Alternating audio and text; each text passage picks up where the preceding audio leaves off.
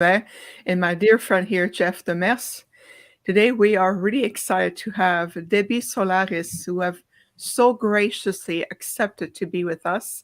We're going to go deep into galactic history, Akashic record.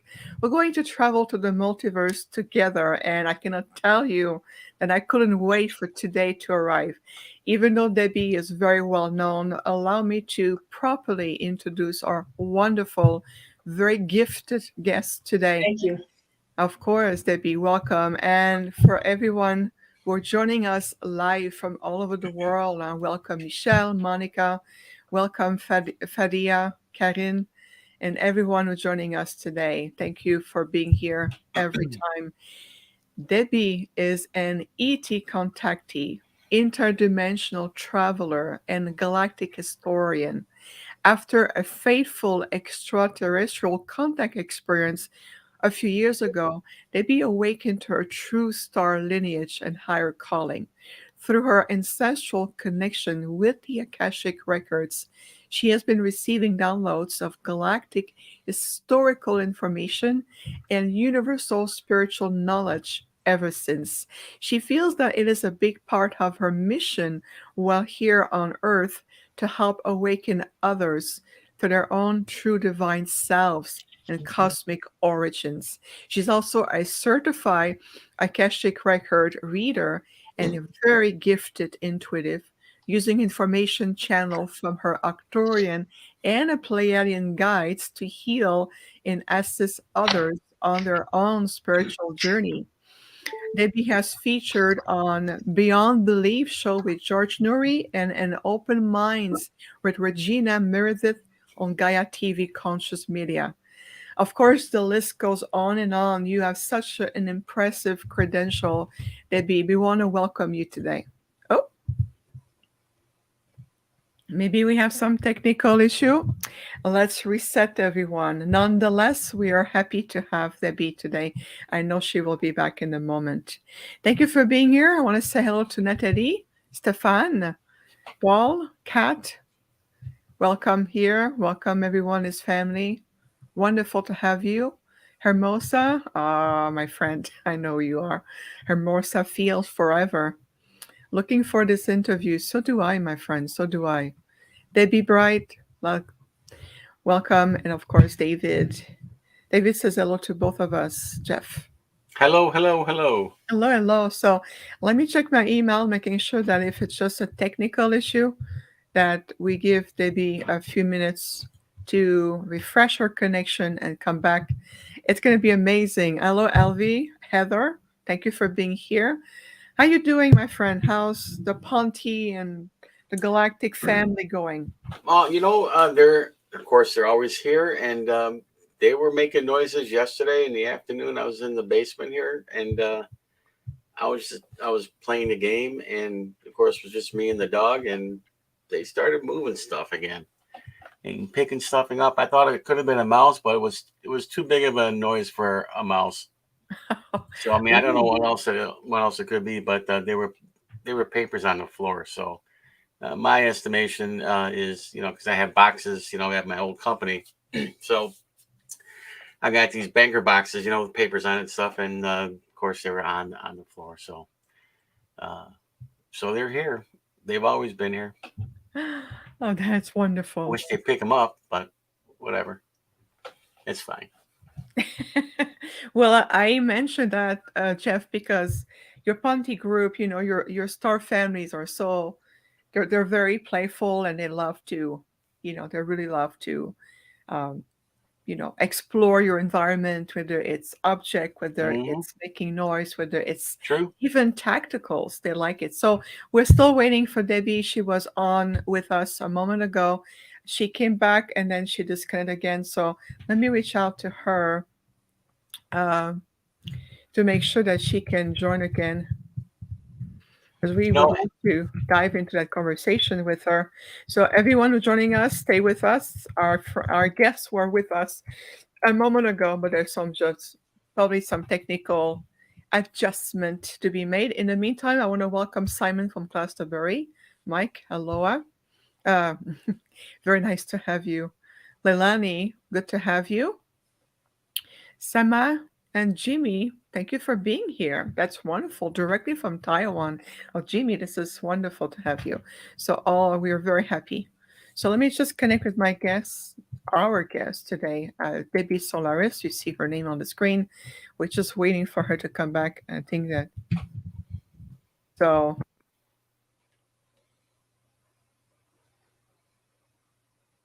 You know, another thing that they did too is that we have a puppy now, right? So of course the puppy's in the room with us. She's in her crate, and the last night, I mean, she was just wanting to get out and play, play, play. It's like 2 in the morning, 1 o'clock in the morning. So I went into deep meditation and said, guys, please help me out here. Do something about this dog. Make her, just relax. And I swear to God, within 10 seconds, she was out. And I'm like, thank you, thank you, thank you. Well, for everyone who's listening right now, what we're talking about is Jeff has a new puppy at home, a new family member.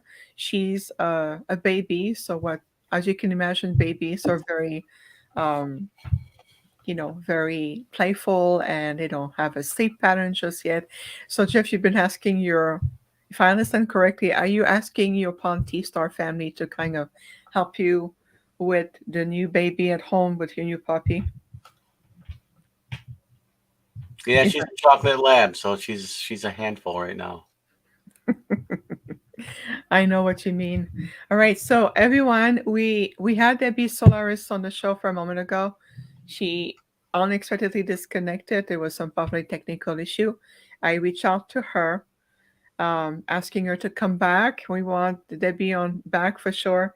So we're just simply, We can recap. filling ticket space. In the meantime, I want to welcome also more wonderful people joining us. Diane, Jean, welcome to be here. I'm glad you were able to catch it live. Wonderful to have you, Karen. Yes. Yes. So Karen is asking us to introduce ourselves. So my name is Viviane Chauvet. I'm going to put the banner up. You'll see our names. There you go. My name is Viviane Chauvet, and this is my co-host and friend Jeff Demers. We're both the host and the producer of the Infinite Star Connections podcast. We started this podcast well over 3 years now to really give the Star Nations a voice. We're here to represent our beautiful intergalactic families and communities. I'm a Arcturian being, and Jeff is a representative for the Ponti. Hey, Debbie is back. All Yay! right, here we Welcome go. back.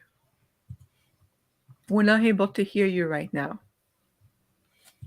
Sorry about that. Here we go. Perfect. Yeah, my camera's not working, my usual camera, so I have to go with the computer camera, which is not working that great. So I'll have to go with what we have. So I'm sorry. I was trying to get it to work. Having some technical issues. Yes, no worry at all. It is the place to be, like our dear friend David is saying. What matters the most to be is you're here. Yeah. Computer camera or other camera or not, you're here, and we can feel your light already. So Thank you.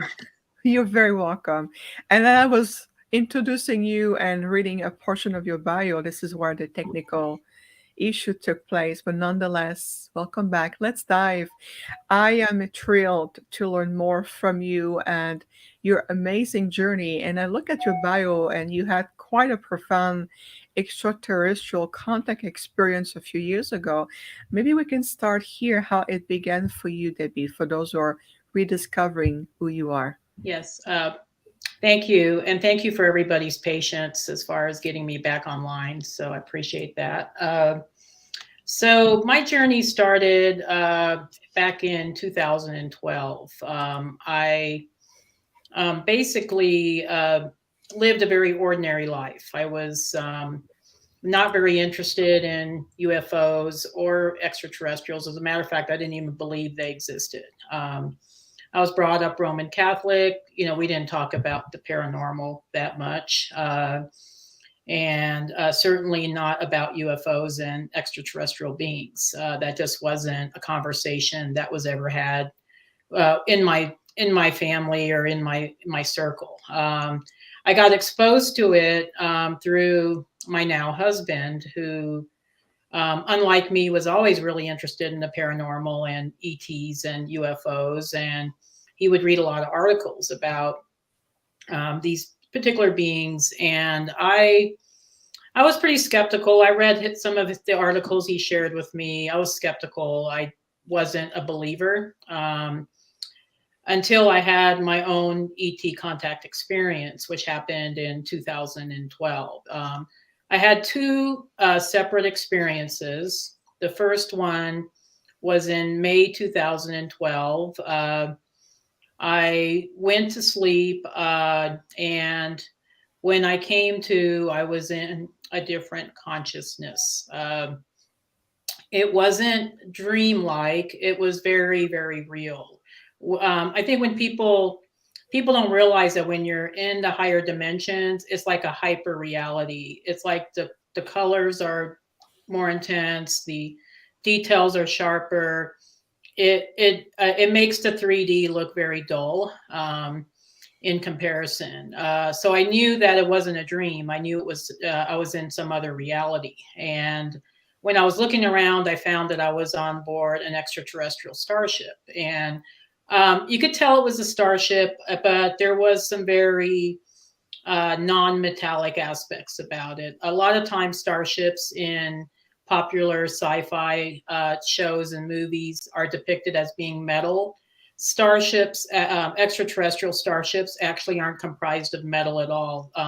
This particular ship I was on was created with, it looked like light and plasma and some sort of material I haven't ever seen before, but it was very, very fluid, very organic. And the ship seemed like it had a sentient, had a very sentient aspect to it, because it was directing me towards a space. And when I got to this particular space, which I found out later was called the orientation room, I found that I was there with 4 or 5 other beings. And these were beings I've never seen before. I could tell immediately they weren't Earth humans. They weren't even human. I think they had, very extraterrestrial presence about them and appearance. So I was trying to formulate questions in my head, because I was just like wondering, well, what's going on, and as I was formulating the questions in my head, these beings were answering my questions telepathically. And that's mainly how extraterrestrial beings communicate with each other. I wasn't even sure if they would speak my language, and yeah, they speak our language. But at least there's kind of a lack of filter with a telepathic communication, where I think it transcends language, and beings are able to speak to each other regardless of what their native language is. So they were answering my questions even before I could finish the questions in my head. I mean, that was how in tune they were, And I asked them the obvious questions, where am I? What is this? Who are you? Why am I here? Those types of questions. And they told me that they were Arcturians from Arcturus. And within this space I was in, there was a holographic sphere that I was in, that they were kind of illustrating their concepts to me. And they showed me on a map where Arcturus was located, which was in the Bodas constellation. And they also showed me the planets that revolved around the Arcturus star. And there were several of them that they said was inhabited. And the other thing they told me was that the reason why I was on board the ship, which, I mean, I'm nobody, okay, I'm not anybody special, at least, was because they heard a prayer I sent out to the universe 2 weeks before, where I was asking for assistance for planet Earth. And they were very moved by the prayer. The second reason was because they told me that I'm an Arcturian soul. That was part of their soul family, and that I had chosen to be on Earth to conduct a mission, but I had forgotten my mission. So it was time for them to remind me gently remind me what my mission was. I don't know if you can call it gentle. It was a pretty abrupt, but that's how Arcturians work sometimes, So so sometimes we got to get the message across quick because we don't have much time, So they answered a lot of my questions about the planet Earth, what's going on, what the concept of religion, why religion existed, why politics existed, and the thing they told me that I think had the most impact on me was that they told me that the third dimension on planet Earth is an illusion. It's not real. And they told me this like 4 or 5 times while we were having our long conversation. And I didn't understand at the time what they meant by illusion because I kept telling them, well, everything seems so real. I can touch my desk. I can touch trees. I can, everything just appears real. And now that I've been, doing spiritual work for over a decade now, I understand more what they meant by that. But especially seeing the comparison between the third dimension and the 5th dimension, or even beyond. I'm not sure what dimension the ship was in. I know it was definitely higher than 3rd dimension. It might have been 5th or even beyond. To describe the Arcturian beings, they had the classical Arcturian features, but it was difficult for me to really look at them directly because their auras were so bright.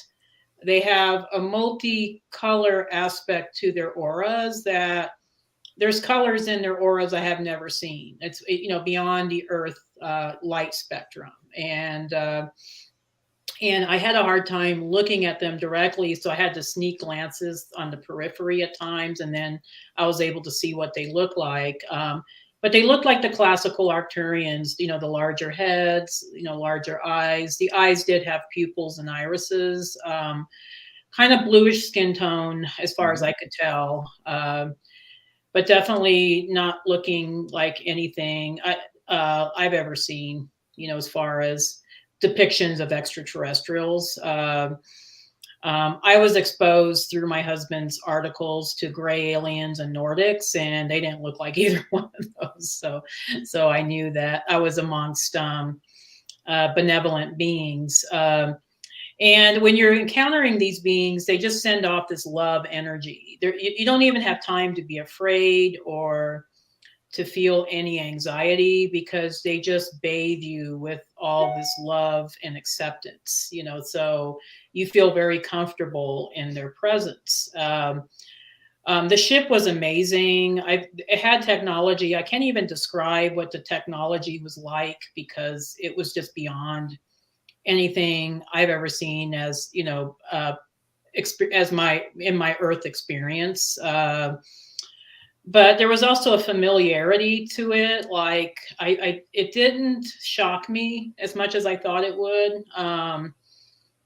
The Arcturians did show me around the ship. There was one room in particular that I remembered because when I walked into the space, the whole space turned purple, and it was showing, I don't know, some sort of Asian. The only way I can describe it was Asian landscapes. And I asked them, why is this room doing this? And they said, well, it's responding to what you find relaxing. So evidently, Asian landscapes I find relaxing. I don't know, but I do love the color purple. It is my favorite color, even though I'm wearing blue today.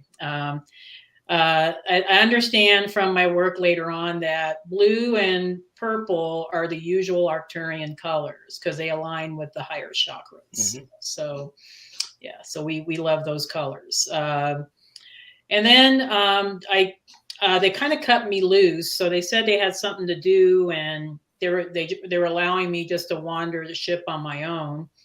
And I found myself in a large central space. The ship was huge. It was city-sized, and it had many extraterrestrial beings, not just Arcturians, but extraterrestrial beings of all different species. And majority looked humanoid. I mean, maybe with some variations, but they were quite a bit taller than what we experience on Earth, the majority of them. And somehow I was just wandering around this atrium, and I realized that there was light shafts that would transport beings across this huge atrium space that was several stories, tall. And I tried. The light shafts kind of looked like rainbow-like, and it wasn't physical. It was like an energy of some sort. And beings were getting on the light shaft, and it was transporting them across the space. And so I thought, well, it would be really cool if I could get on one of those, because I want to see what it was like. So I kept trying to step on one, and it would throw me off. And then I'll step on it, and it would throw me off. And this happened like 3 or 4 times. And then the 4th time, there was a Pleiadian male being that caught me. And he said telepathically to me that I wasn't doing it correctly, that I had to set intention on where I wanted to go before stepping onto the light shaft. Right. Otherwise, it doesn't know where to take me.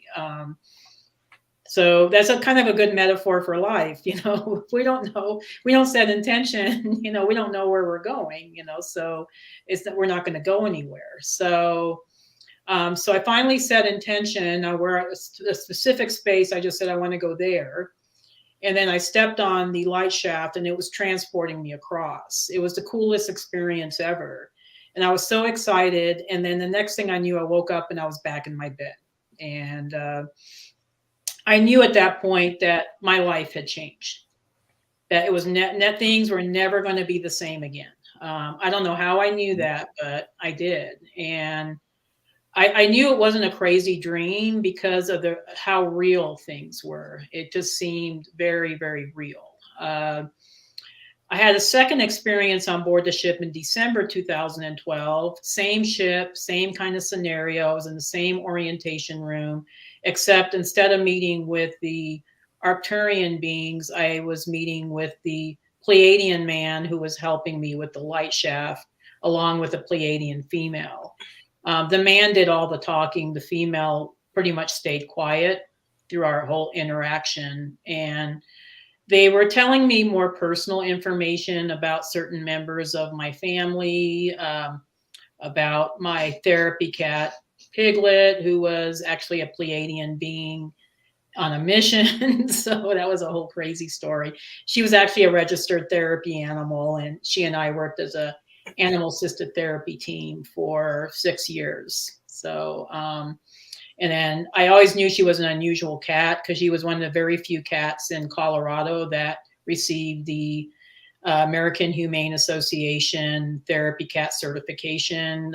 So we did visits at nursing homes, hospitals, libraries, things like that. So they told me that my cat was actually a Pleiadian being from the Pleiadian High Council that was preparing me for my mission, through doing this animal assisted therapy work.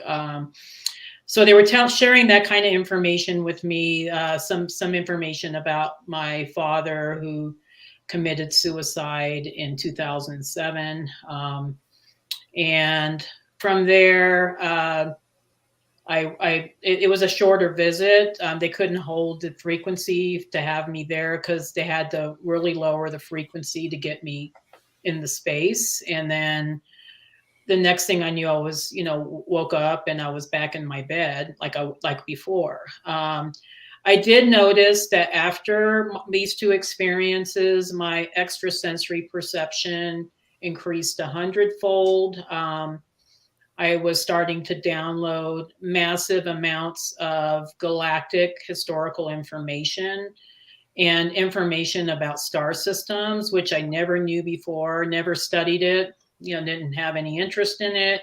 And then all of a sudden I had all this information. And the other thing I noticed is that I was seeing UFOs all the time. I was interdimensionally traveling spontaneously. I was seeing auras around peoples and things. starting to be able to read energy. Sometimes I was able to telepathically connect with or read people's thoughts. That was an ability I did not like, so I asked the guides to turn it off. But there was quite a few abilities that came online, and how that led me to doing Akashic Records readings was basically through this whole long journey I took after that, where for 3 years I took a massive amounts of, I took a lot of spiritual classes. I was just trying to figure out what the heck happened to me, because I thought maybe I was going crazy, and eventually I did. I did come across galactic or Akashic reading courses just here locally in Colorado, and eventually I did take these courses and realize, oh, I have a gift for this. And by that time I was starting to get a better understanding of what was going on. And I started doing galactic Akashic readings around 2014. I went public with my story in December 2015, and then started doing presentations on galactic history throughout the Front Range of Colorado in 2017. I was diagnosed with breast cancer in 2016, so I had to take a year off to take care of my health, but then resumed my mission in 2017. And in 2019, I was invited for the very first time, to be on Gaia TV, and and then the rest is history. So that's kind of my short and sweet kind of story, but thank you for allowing me to share it. Real quick, prior to your interaction, did you have missing time? As far as just time that was missing, yeah, I think so. I think there was times where I couldn't account for, because sometimes I'd be driving for work and I'd be like, how did I get here? Or I don't remember how I got to this certain space. So yeah, I would say yes.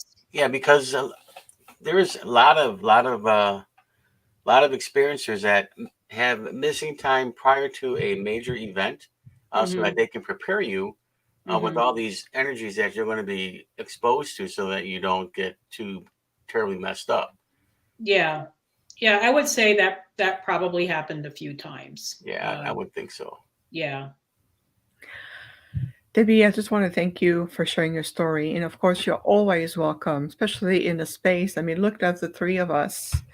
We were really deeply representing so many beautiful aspects of our intergalactic star families, our communities. Jeff directly with his family, the Ponti, or known as what, the Mizani, that has the Mizani, and also don't forget the Umo.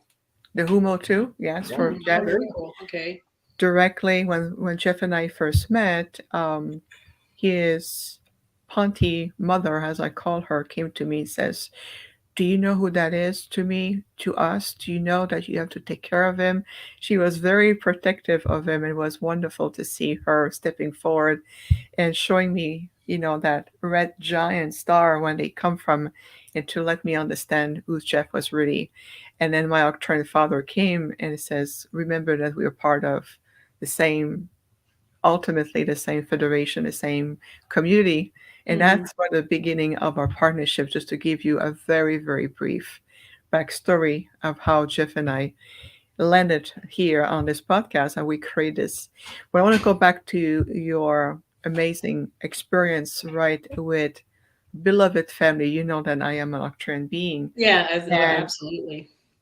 Thank you, Debbie. And when you talked about the planetary size, and we do have in the Arcturian fleet, where we are everywhere, literally everywhere in the multiverse, and the planetary size ship, what I've seen so many times, is when you describe them, I can feel myself back in my Arcturian self being on board and being aboard among my star family and looking at interstellar map, looking at interconnections with other members.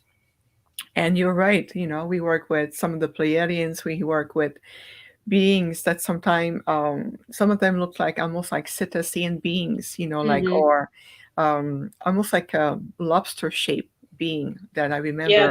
there was a few beings on board the ship that didn't look humanoid at all. I mean, they were, they look crustacean, or I don't know, it's like, um, which, we can laugh about it now, but at the time I was like, wow, these are really interesting looking beings. I wasn't even sure what star system they were from, but Yeah.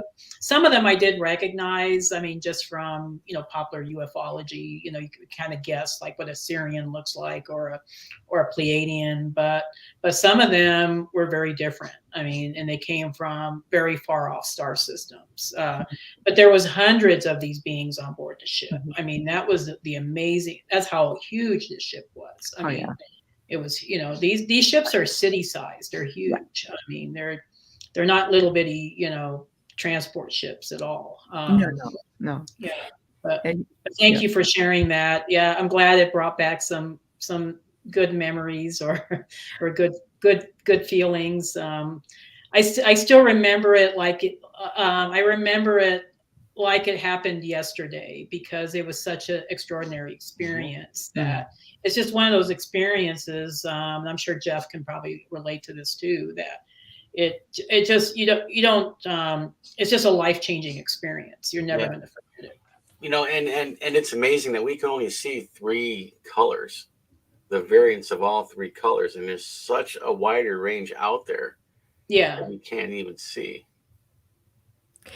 Well, that's part of the next evolutionary process that even the Octurians and the other galactics speak of, is while we're going to readjust our senses. And you mentioned about your multidimensional sensory points, which I completely resonate with and work with. So every day, it's part of my everyday Hmm. living.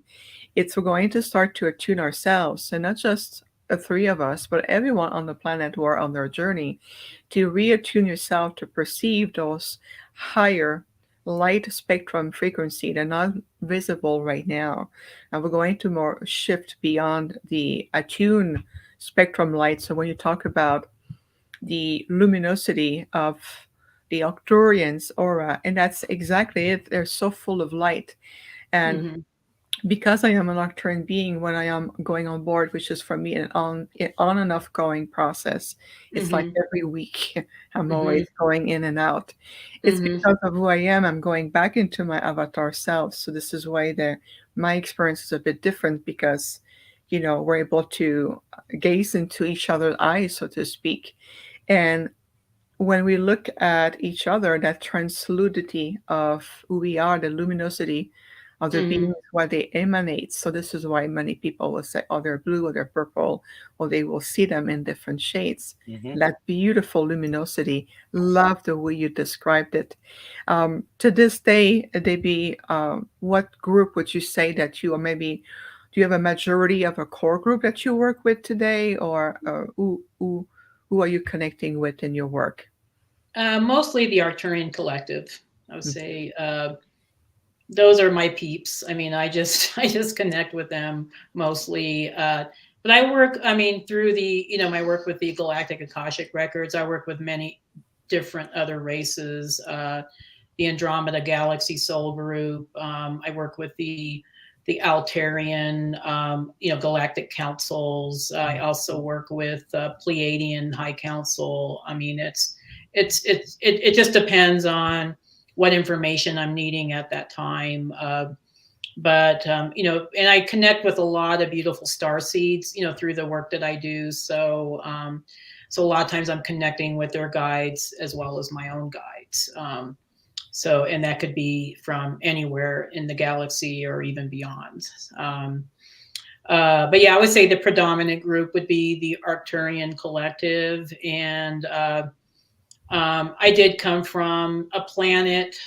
You might know this planet. It's called Pitola, is my understanding of the name of it. I don't know if that's the actual Arcturian name of it, but that's how it's depicted. And it was a planet that I think was the most heavily populated. There's several Arcturian planets, but this one was the most heavily populated, and it was mostly ambassadorial in its focus. So, uh, and Vivian, you can probably speak to this. A lot of Arcturian souls, when we're getting trained, we get cross trained in many different areas. So it's not like we get super specialized, you know. And the reason for that is because when we're doing ambassadorial work with other star systems, we need to have a full range of abilities, you know, whether it be technical, you know, healing oriented, or working with uh, Akashic records, or doing mediation, psychology type of work. So we're multi-talented, and it's also because we're not competitive, you know. So they don't want any one Arcturian being to say, you know, well, my work is more important than yours, or you know, or I got more training than you did. There's no competition in Arcturus, so all of us get the same training, you know, so all of us are equal, and for that reason, on Arcturus, many Arcturian beings look very alike, because they don't want even competition with physical looks, you know. So um, and I noticed that even with Arcturian star seeds, like there's similarities to how we look. I don't know. I know that sounds silly. I mean, we're being born in many different races, but there's kind of an I don't know. I don't want to say androgynous, but more like we have the ability to blend into many different you know, races of beings or races of humans. I think we do that purposefully so that we can blend in and interact with many different nationalities or many different groups. And maybe we were like that even in different star systems. So I noticed there's kind of a multiracial kind of appearance with some Arcturian star seeds for that reason. But to answer your question, yes, I do work with the Arcturian Collective. And it's usually any of them. I mean, I probably have like I don't know, 2 or 3 major guides I work with the most, but I can connect with any of them, and that's how Arcturus is. Arcturus, we're very connected. That's one thing I notice with Arcturian culture is that there's this oneness, there's this ultimate connection with all of these beings. It's not a hive mind. It's more, I mean, there's individual personalities within this collective, but we're all so connected. We all support each other. We all love each other. So when Arcturian starseeds incarnate on planet Earth, we often feel very, very separated. We don't feel right. I don't know. It feels very, like we're separated from, our family, so it takes us like half a lifetime to try to figure out what's happening and figure out why things are the way they are on this planet, and then to do our work after that. So I don't know if you found that to be the case, Jeff and Vivian. Yeah, actually, my interaction was immediate, and then after Giroudi left, I knew exactly what I had to do and how to do it, and I haven't looked back since. That was 2018, I think it was. Hmm. And to this day, it just it keeps going and going and going, and you know. I know people think, well, you're lucky. I wish that would happen to me. But you know what? It is a dedication that, once you accept it, they are relentless and they'll keep at you. Oh yeah. Oh yeah. I feel like the breast cancer that I was diagnosed with breast cancer in January 2016. And I think the reason why I was presented with breast cancer was in a way purposeful, because I didn't want to do the work. I just kept saying, I don't think I'm ready for this. I don't want to do it. I don't want to be here. And so I was presented with this disease in order to, I think, force my hand. Like, Yeah. okay, if To you're wake really up. serious Yeah. about doing the mission, you need to fight to be here, because this is your opportunity to check out, because I could have checked out, through having cancer, but it was my guides were just presenting me with this choice. Okay, you're either going to stay and do the mission, or you're not going to do the mission and you're just going to check out. So at that point, I chose to stay. I have a lot of love for planet Earth, and um, part of it too was maybe, I didn't want to just give up. I didn't want to just abandon the mission, but I did choose to stay, and I was without using any allopathic means, such as I did not use chemotherapy. I didn't use radiation. I didn't use any anti-estrogen drugs to recover from my cancer. I used all natural methods. Mhm. Within 9 months, I was declared in remission. And I've been in remission for about 5 or 6 years now. But in the meantime, my guides were hard on me. They were telling me, you need to quit your job. You need to devote yourself to Yeah. this spiritual work. And that was a fight between me and my partner, my husband, for 4 years. He didn't want me to retire, and I kept telling him I have to retire. I cannot no longer exist in the matrix. I need to break out of the matrix. So eventually in 2009, 19, I did retire from my 3D job. 2 years earlier than I was supposed to, because that's how serious I took this mission.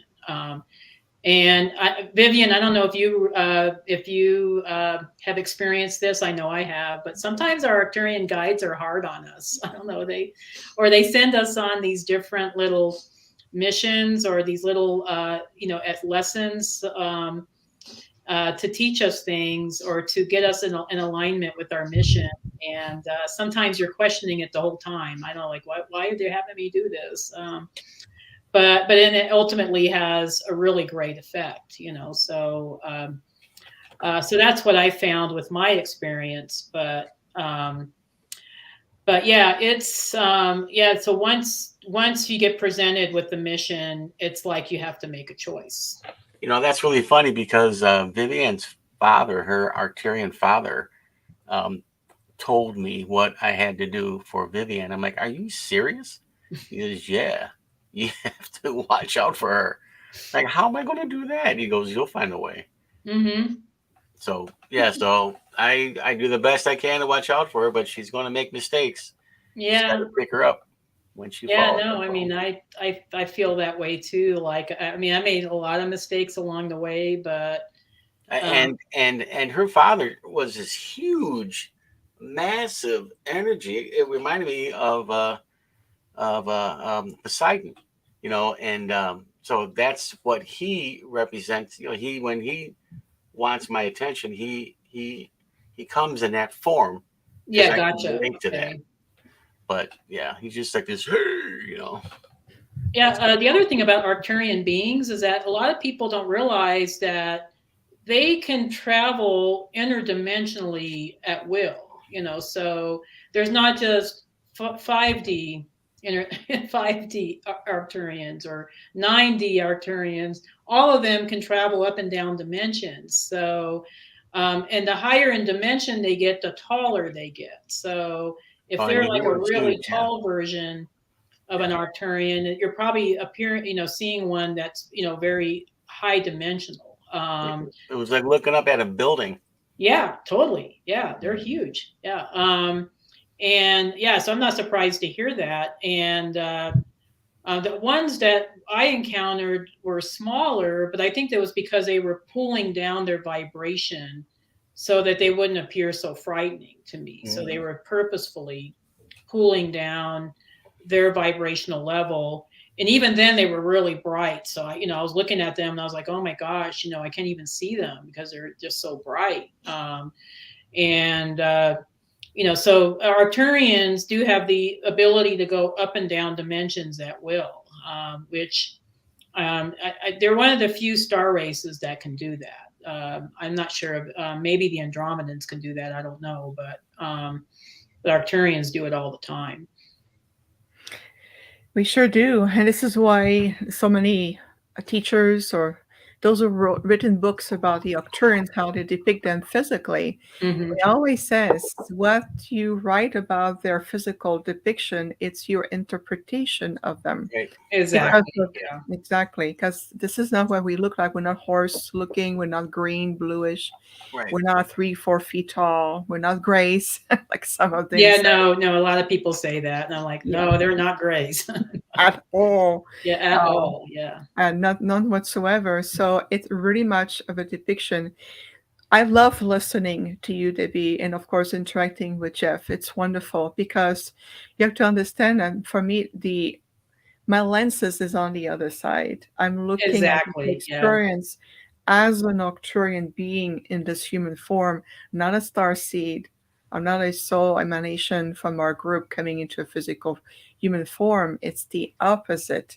So Exactly. when you talk about what is it for you, do you feel like they're hard? And I'm like, well, I oftentimes think as an Arcturian, so for me it's natural. Mm-hmm. So I'm going to interpret all of this completely from different lenses. Mm-hmm. The same thing when we work with, the clients who come to us, the starseed, the light workers, Mm-hmm. and even different interdimensional beings. They pop up in my field and says, "We want you to work with us because you are turns, and I know you'll be able to help us."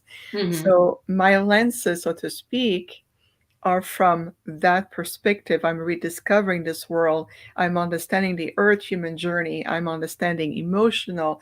I'm understanding everything through the lens as an Arcturian being. And this is why I love listening to the other aspect, the Yeah. other form Yeah. of The starseed experiencing aspect. Yeah. the Because star seed aspect. And I yeah. love it and how Yeah. we come together ultimately into working together at a soul level. We all part of this wonderful community. Octurians, like you mentioned so well, Debbie, we are definitely community or slash collective oriented. Again, Mm-hmm. nothing to do as a beehive mind, unlike the Greys and others. Nothing to do with that. Is that our people are always in connection with each other. Mm-hmm. They can be traveling into the 10-dimensional field, and you'll still be in communication with them. Oh, Um, totally. Yeah. Oh, yes. And we And know, it's very seamless too. That's what I found. It's very, very seamless.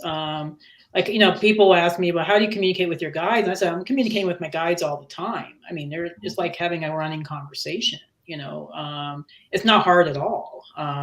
Once you get aligned with that, Yeah. I mean, dimensional. you have to be prepared to accept what is going on around you Yeah, and how to manage that flow. exactly. Yeah. exactly. And the thing is that one of the things that I have observed as, again, an Octran being into this human experience Hmm. form is as the collective consciousness of Earth human beings and the planet herself are Hmm. shifting into higher vibrational stability, our frequencies now have more of a foundation to really start to become more present. This is why there's more talk about the Arcturians. And many people at a soul ancestry level remember their journey through Hmm. Arcturus in one of their incarnations. So I noticed, I don't know about you, Debbie, but I noticed that the Arcturian frequency or presence are starting to return, and we're going to be more and more predominant in the future timeline coming through, Oh, because this is definitely. what's pretty much what we're here for. Yeah, definitely. Yeah, a lot of people ask me, well, why didn't Arcturus have much dealings with Earth in the past? And I said, actually, they did, but it was through very specialized projects. We really value the universal law of non-interference. So unlike the Syrians and the Pleiadians, who manipulated the Earth genetics. We didn't have much manipulation involved with Earth genetics at all. So you won't find a lot of Arcturian genetics on planet Earth at all. Nope. But what we did do is we did specialized projects in order to bring higher dimensional civilizations, or try to at least, on planet Earth, which we did with Lemuria. We were quite successful with Lemuria. And then we tried again with other civilizations, but maybe with less success. My understanding, as far as my own genetics, is that the Arcturians, and this was something that the Arcturians on board the ship told me, which was actually collaborated with Stuart Swedlow, of all people. I mean, he wrote about it in one of his books, but apparently there was an Arcturian craft that crash landed in central Italy. I'm of Italian heritage in this life. So the Arcturians that were there, they were scientists. They decided, okay, we're going to start up this spiritual civilization, which was the Etruscans. And with my Earth family, my genetics relate, or I'm descended directly from Etruscan lineage, from, in my Earth family. So there was some manipulation during that time, but it was very minimal. And they did it just to see if they could start up a spiritual civilization in Central Europe, which I think it was semi-successful. I don't think it was as successful as Lemuria. Lemuria was probably our most successful project, but that too ended like everything else. But Arcturians, genetics, not very much on planet Earth. So even for Arcturian starseeds like myself, I have a hard time integrating on planet Earth. I feel very, very disconnected from things here. A lot of things feel very dense. I went through a series of years where I experienced a lot of illnesses because my physical body just couldn't get integrated between, my soul, connecting with my getting activated to the Arcturian level, and then trying to integrate my physical body with that. But fortunately now, I'm at the best health I've ever been, probably in my life, because I was able to get integrated, but it took a while to do that. But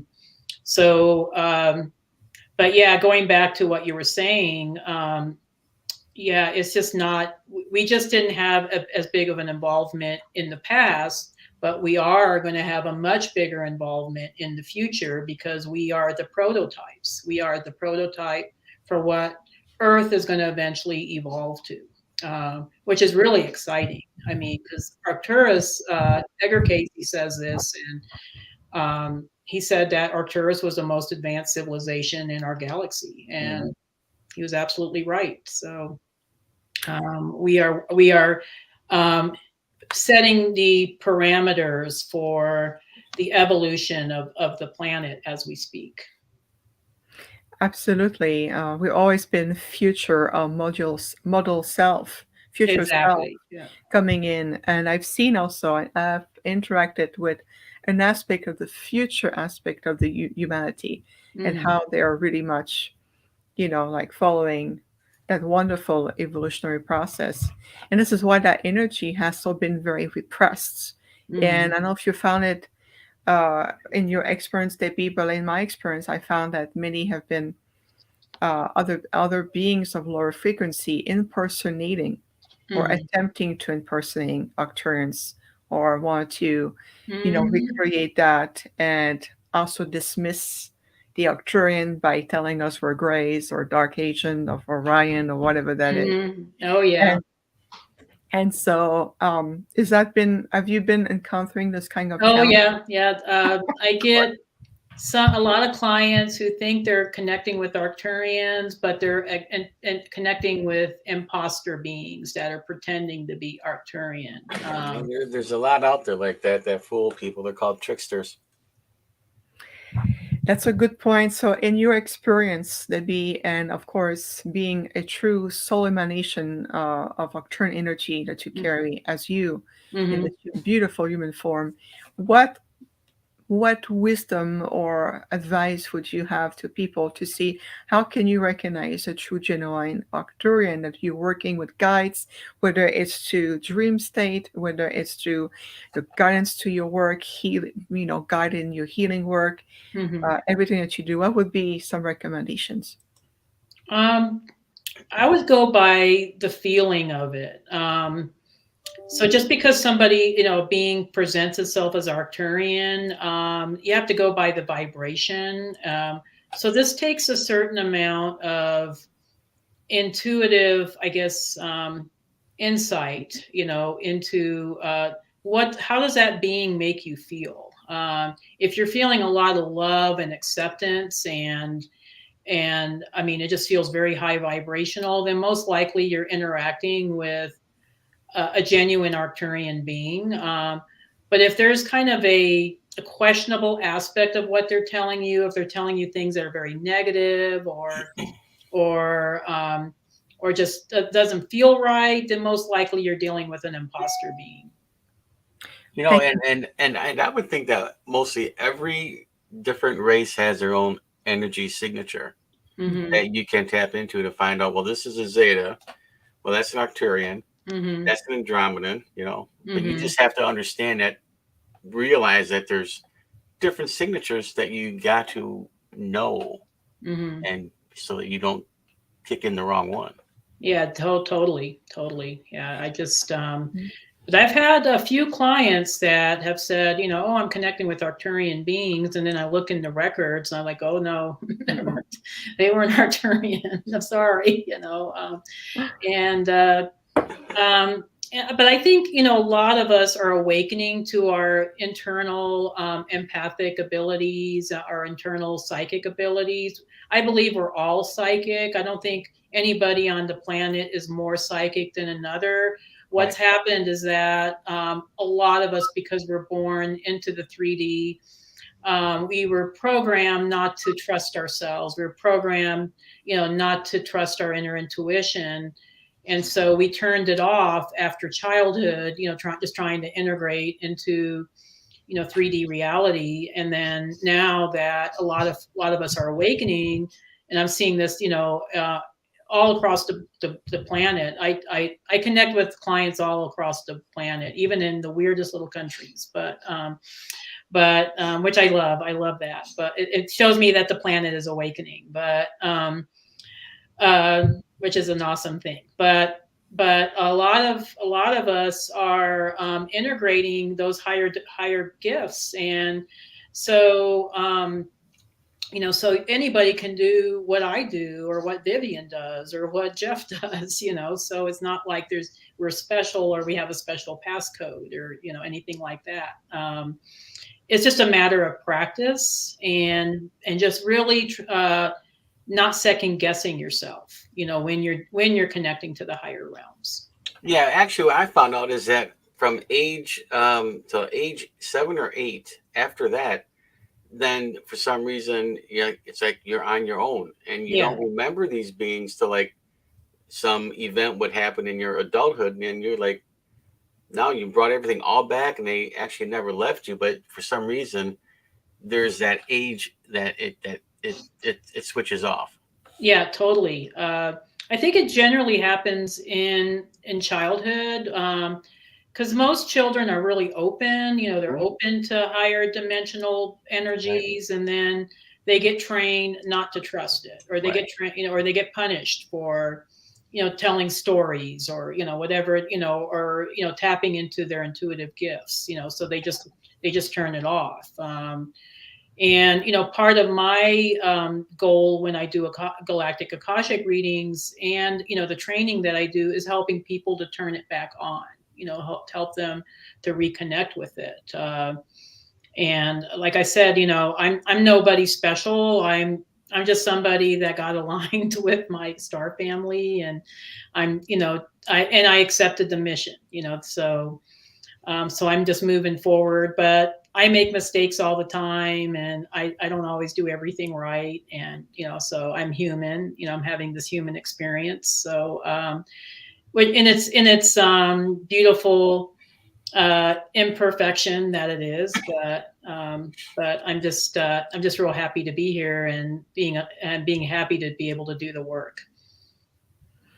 Of course, and I'm glad that you said yes to the mission. And that leads to another good point, that is for everyone to believe in yourself and to understand your uniqueness. Everybody, like Jeff mentioned about the intergalactics, Hmm. we all have a very unique vibrational signature, not only from the group that you're interacting with, but also in yourself. Hmm. And so imagine the encoding of all the information right into your DNA, the quantum field memory of your DNA, and connecting to your soul history.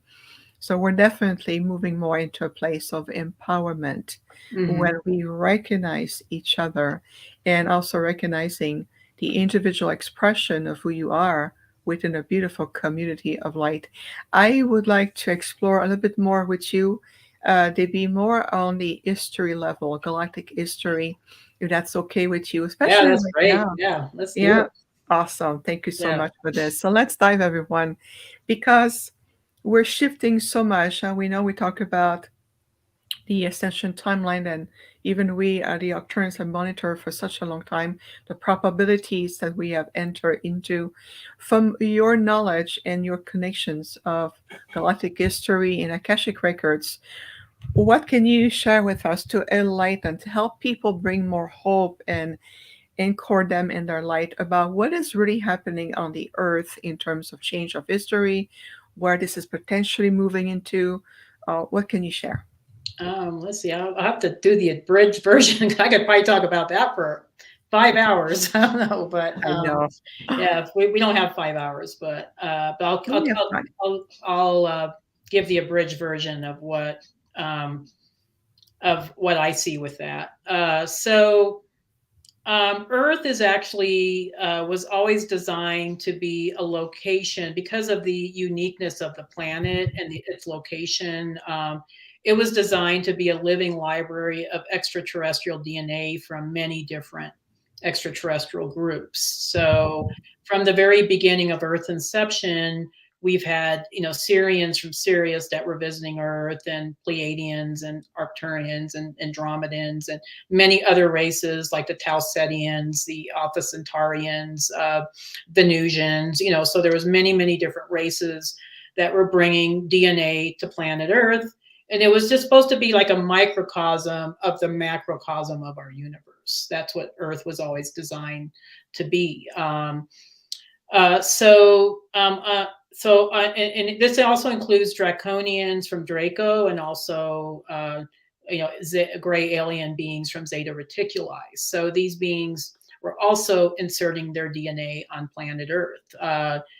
However, there was negative factions uh, from Orion that escaped the Orion conflicts.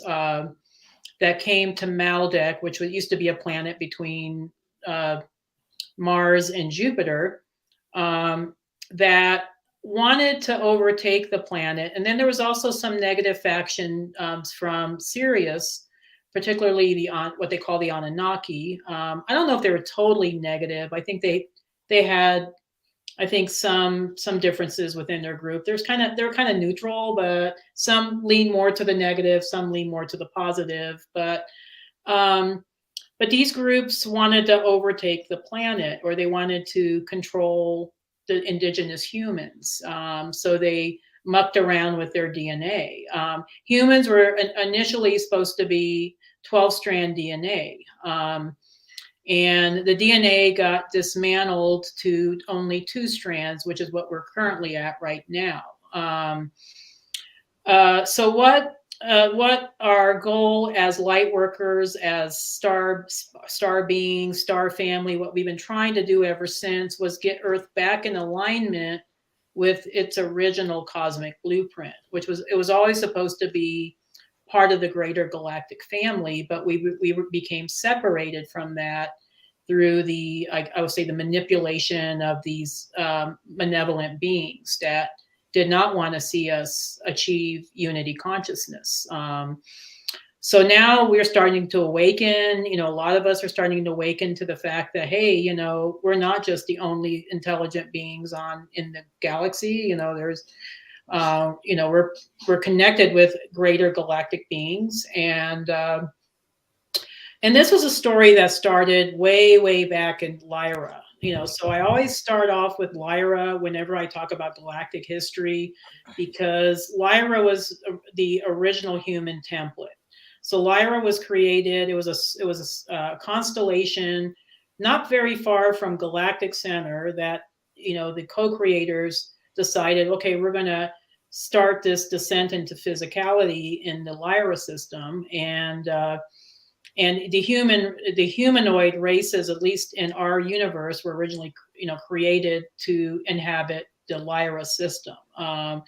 And then the Draconians, who were a star system next to Lyra, decided, hey, we want to conquer that system. And I think it was very purposeful. I think they purposefully created Lyra to be next to Draco, because you had a light system next to a dark system. So let's see how they interact with each other. Of course, I don't think the co-creators could have ever imagined the level of destruction that occurred when the Draconians decided to annihilate the Lyrans. I mean, they annihilated entire planets, which caused the Lyran races, the Lyran survivors, to spread out into the universe. Now, Arcturians, interestingly enough, we're not part of that same consciousness. We're kind of a separate consciousness. We were always designed to be the overseers of this experience, and also to be the guides and the guardians for these other star races. So we were never supposed to be involved with all this trauma and destruction, but we were supposed to be assisting these beings as they evolved past that, so that's why the Arcturian races took on this ambassadorial kind of spiritual guidance type of role that we took, because we were helping them to evolve past this initial destruction in our galaxy. So how this relates to planet Earth is that we see these same themes, these same lessons being played out on this planet even today. We've seen it happen in Sirius. We saw it happen on a grander scale in Orion, and now it's happening here on Earth. So now it's up to all of us to get aligned with higher dimensional potential, so that we can assist with the ascension process. The planet's already ascending. The planet is ascending regardless. It's the humans on this planet that need assistance. So that's why we're here. I don't know if that answers your question, but that's my little microcosm description of galactic history and how it relates. I mean, believe me, I can go much more into detail, but time is limited. So if anybody has questions regarding any of that, I'm happy to answer. Thank you. Thank you so much, Debbie. You took me on a journey. Lots of memories came back to me when you were talking. Yeah. I am very close to the Lyrans. Very close. Me I work too. with them. Me too. Yeah, of course. Yeah. Of course. I work with them regularly. I've seen them, the Guardians. My girl, my cat, my tigress is a Lyran soul. Mm-hmm. And so when you talk about it, my heart, my soul just expanded. And you are correct. We are the Octurians. We are really much the guardians, the ambassadors. We help to heal the soul, to help them evolve past the polarization, war, and all of this. We're the ones who help everybody to evolve, and we overseas were great protectors of life. So it really brought a lot of really distinct ancient galactic memories in me when you were talking about it. I could see everything when you were talking. It's like a projection. Oh yeah, I'm so happy to hear that, because yes. I could see, I felt Maldek, I can see into the souls coming in, even to Sirian, Vega, the star there. I felt the presence of the earth in today. So thank you for bringing so beautifully a higher perspective. There's a good question for you in the chat room, and if it's okay with you, I'd like to read it to Yeah, you. sure. Thank you. And it's all related to the galactic history anyway. Yeah, gotcha. Thank you. Kat is asking, do you know which star race or races were um, incarnated as back in Egypt, the two famous characters, Nefertiti and Akhenaten, Hmm. those two personalities. Do you know what star race they were from? That's interesting. Most likely Syrian. That would be my align.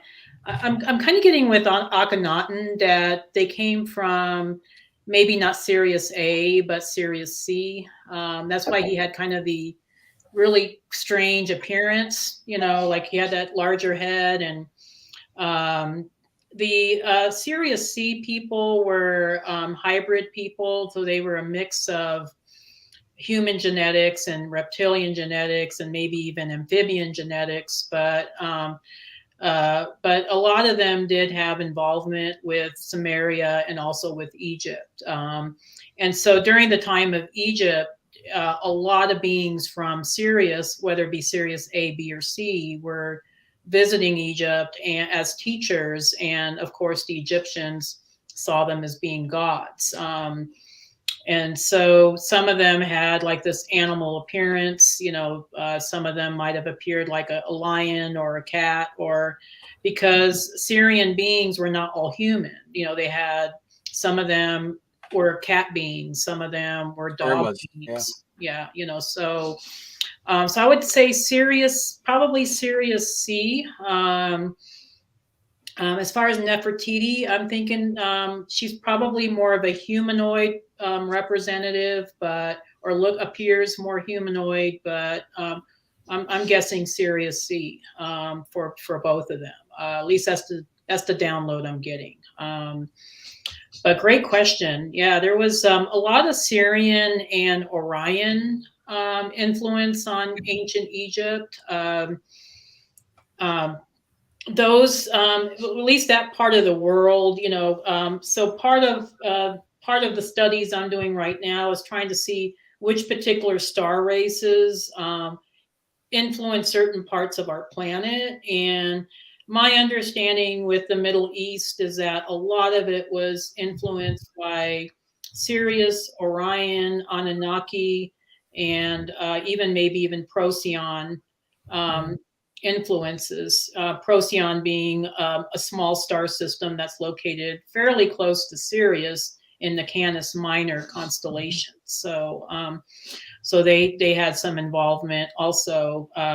So those were just places where they had colonies, and they were conducting their own projects out of these colonies. A lot of Pleiadian colonies were located in Northern Europe. So you see more Pleiadian, Aldebaran, Hyadian, so more of the Taurus constellation involvement with Northern Europe. I can probably speak for another hour on this topic, so I'll leave it at that.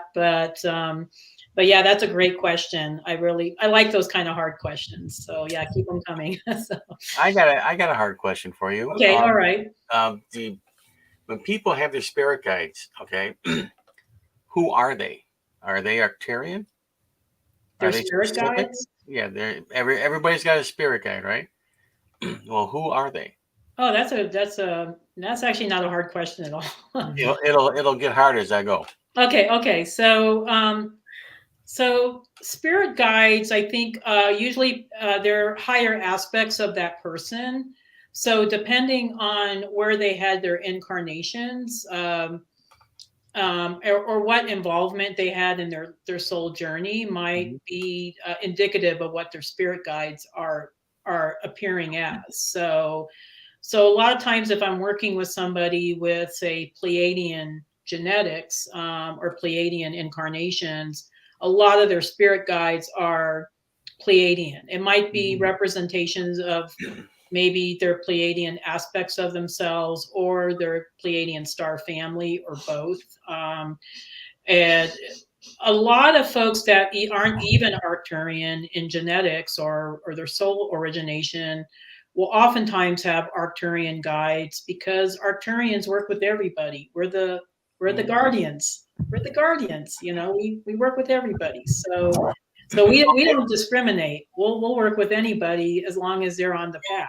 So I do get a lot of clients that come to me and they say, yeah, I have this Arcturian guide but I'm Pleiadian, so why do I have an Arcturian guide? Right, I said, well, right. because they work with everybody. And, because they're very vested right now in the evolution of this planet. And there's quite a few clients I have that aren't necessarily angelic, but they have angelic guides, for that same reason, because and the angelic soul family will work with anybody because they're the higher guidance. So go on with your questions. Okay, now if you believe that everybody one Jeff Demmer has got many timelines. Yeah. Okay, Yeah. does my Akashic record speak for all the timelines, or is there many different Akashic records for each timeline?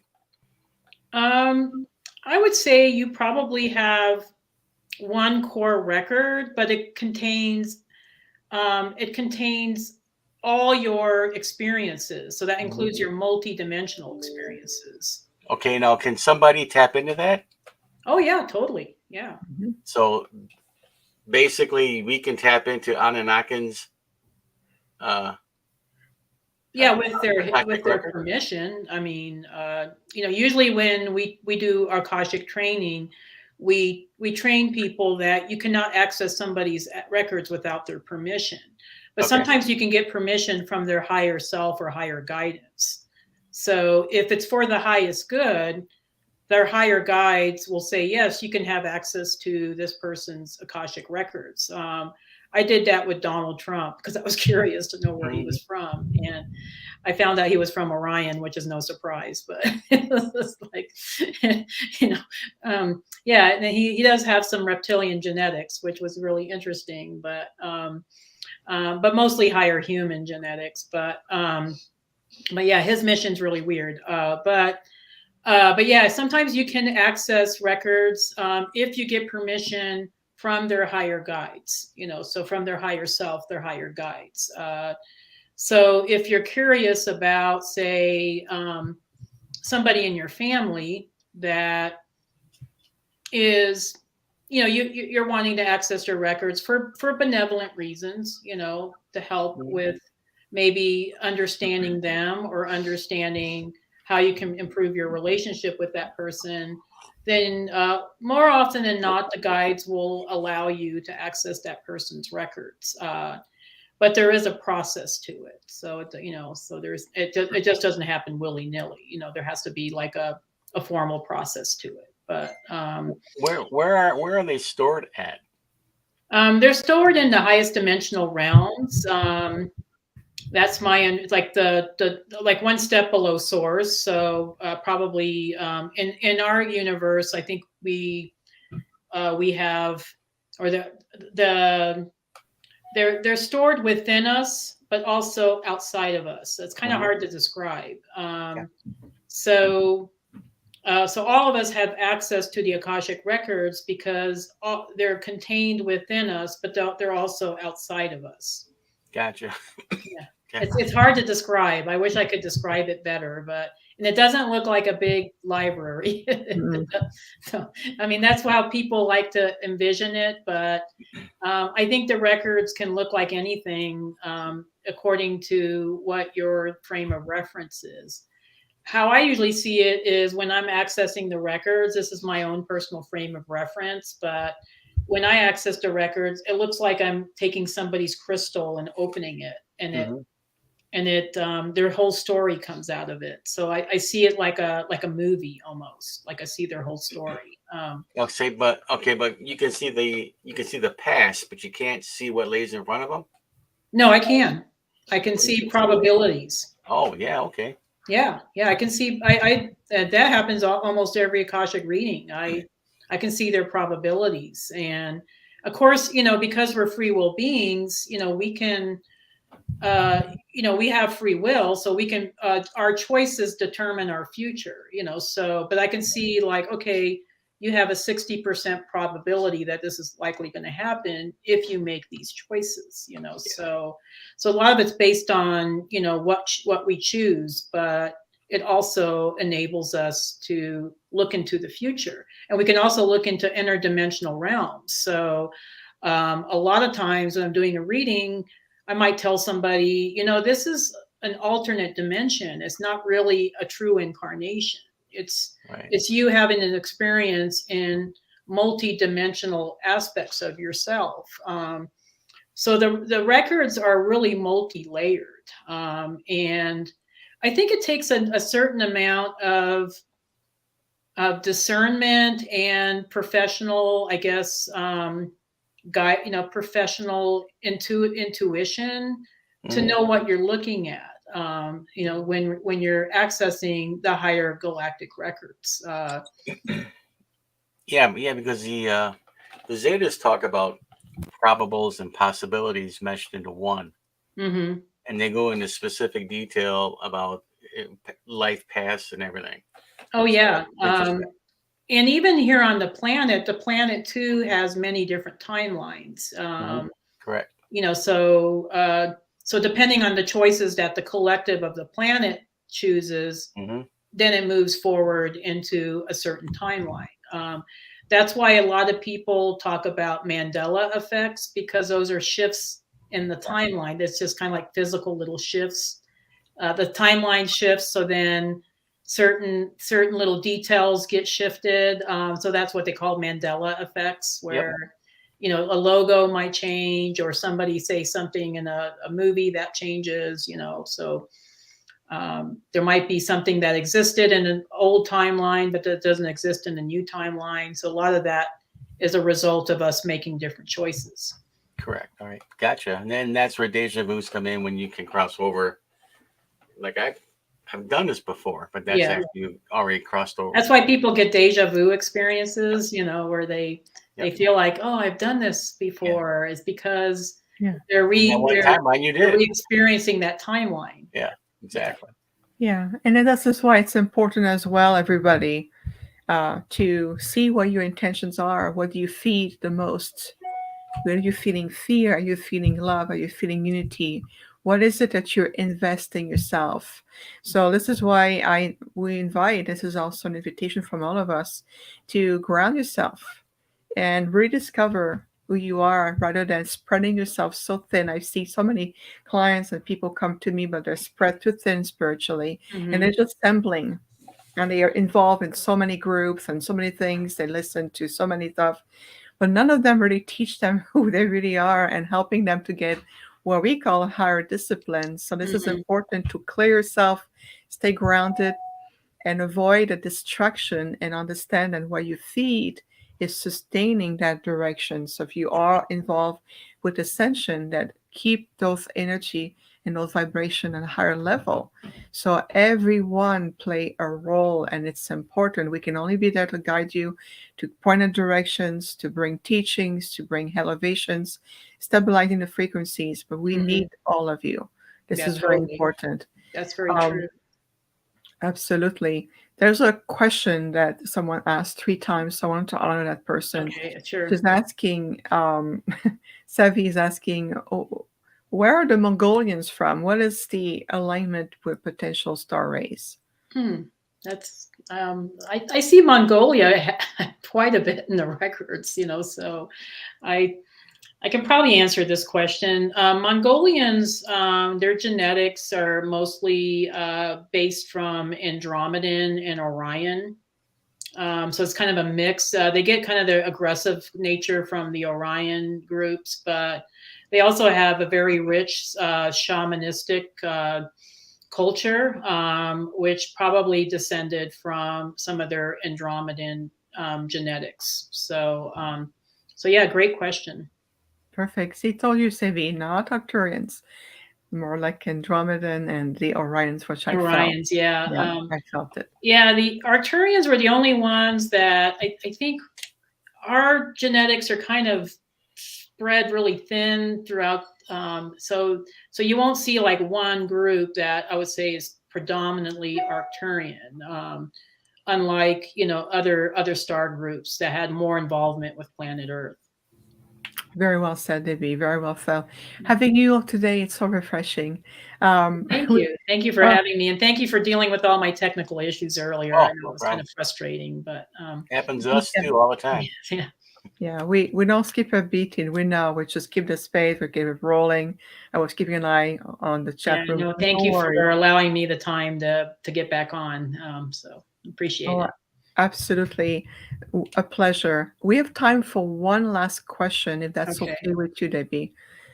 It's a beautiful question from Kat. She said, to your knowledge, of course, Debbie, and your expertise, did the blue vegan race bring the Vedic texts and sutra to the earth? Absolutely, yes. Love it. Yeah. See, an easy question. Easy question. Yeah, that's so easy. Sorry. I don't mean to make it sound like it's easy, but it is. Yeah, I love it. the Ayurvedic medicine especially came from the Vega race. They had a big influence on that part of planet Earth. Yeah, I felt that too. So, what have you learned here? It's not because you see a blue being that it's an Arcturian. So that's refreshing to be able to say publicly. Yay, I love it. Yay. So I want to make sure people find you, Debbie. So I'm going to show you right now on the screen, and I posted in the chat room as well. I want to make sure that they find your website. Yep. Very easy, debbiesolaris.com. I got it directly from your bio. We invite everyone to go see. Also, you have a media sheet, a media Page. page. Thank you. I'm moving up and up in the. Yeah, yeah. You're moving up and down those dimensions. So, So I'm like, okay, go back to language here, 3D language, yeah, please. 3D language. Yeah. So Exactly. So we invite everyone to connect with Debbie. Here's the website right on the screen. I also posted it in the chat room to make sure it is visible. Um, so that the people wants to connect with you, they have a direct access to you. What is also the thing that is unique to us is that when we bring someone on our podcast, we really highlight you. We really honor what you do, who you are, and we're here to support. So the dialogue has been around supporting who you are and the amazing work that you bring to the earth, oh, thank Debbie. you. Yes, and as far as several people I've noticed have asked about personal readings. I am still doing personal readings, but my waiting list is so long that I mean, you're welcome to reach out to us and we'll see what we can do. But I do have an extremely long waiting list as far as that. But we do offer some Kajabi trainings. I am offering a Galactic Akashic reading course. It starts tomorrow. So if you're interested in joining up for that course, we still have today to register. We've left the registration open for a month, but the course does start May 1st. So you might want to act fast if you're interested in that. But it's in a very immersive course teaching you how to read the Galactic Akashic records, and it's an 8-week long course. So if you think that's your jam, then yeah, please join us. We'd love to have you. Anyway, thank you, Vivian and Jeff, both of you, for having me on. This has been a real honor and a real pleasure to be here today. And I hope I can return again Oh because I yeah, just love your yeah. guys' energy. So I just feel like I'm at home with both of you. So thank you so We much. can go on and on and on and on and on and on. Yeah. So we'll have to do this again soon, hopefully. But many blessings to both of you. Thank you. Oh, Wonderful. Anytime. absolutely, Debbie. The pleasure is all ours, and the door is open. And of course, it is a no-brainer. There will be a part two and Oh more yeah, the to part it. 3 maybe. Yes, we'll Yes. just keep going on as long as we have to. But Well, and yet we have an hour and a half, but it goes fast. I want to invite everyone to join us for our next podcast on Jeff. Is that May 7th that the next podcast is? It is the 14th. May the 14th, Sunday, May 14th. No, I got the 7 on my. Okay, we'll have to announce it. I have May 7 on my schedule. So who's coming? Do we have Z coming back to the podcast? Yes, Z is coming back. He just got done doing a couple more books. Amazingly, this guy is amazing. He's a force. So he'll be here on the 14th. Okay, wonderful. Well, thank you, Debbie, again. Today has Thank been you. phenomenal. We appreciate you so much. Thank you for anchoring also Arcturian frequency from our collective. We need all of us because there's not that many of us on the No, planet. there's not. Yeah, we're one of the rarest groups on the planet. But We are one of the rare birds on the planet for yeah. sure. And I acknowledge the challenges that it represents for our people. And so much love to you. And Jeff, of course, my friend, much love to you as well. I appreciate you deeply. And we will see you back right here on the Infinite Star Connection podcast. In the meantime, what do we always says? Walk in the certainty of your light. Namaste, everyone.